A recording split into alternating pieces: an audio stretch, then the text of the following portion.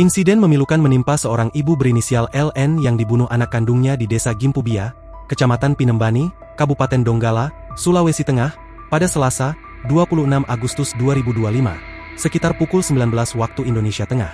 Korban LN dihabisi oleh LS, 30, dengan sangat brutal menggunakan senjata tajam.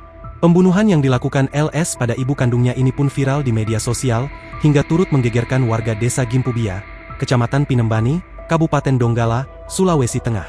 Dari informasi yang beredar menyebutkan bahwa pelaku tega membunuh korban, hingga membuat beberapa bagian tubuhnya terpisah. Aksi pembunuhan itu sontak menghebohkan warga sekitar dan menuai kecaman luas di dunia maya. Salah satu akun Facebook bernama Harmien BT Kala membagikan keterangan bahwa usai melakukan aksinya, pelaku membawa salah satu bagian tubuh ibunya ke rumah saudaranya. Hingga saat ini, pihak kepolisian masih menyelidiki motif di balik kejadian tersebut. Berdasarkan keterangan awal yang dihimpun, pelaku diketahui mengalami gangguan kejiwaan. Kapolsek Pinembani dan tim Inafis dari Polres Donggala pun juga telah turun ke lokasi untuk melakukan olah tempat kejadian perkara serta mengamankan pelaku. Masih dalam proses penyelidikan.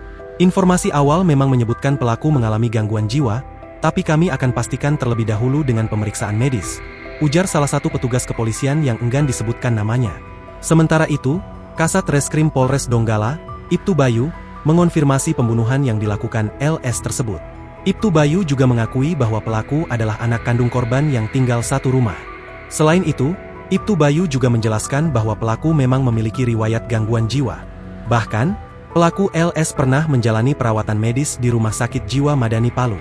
Setelah kejadian tragis tersebut, pelaku LS kini sudah diamankan ke Polres Donggala, Sulawesi Tengah. Sementara jenazah korban telah dievakuasi untuk dilakukan autopsi di RS Bayangkara Palu.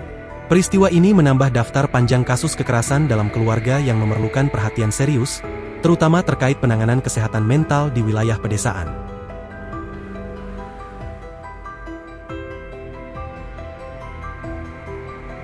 Download Tribun X sekarang, menghadirkan lokal menjadi Indonesia.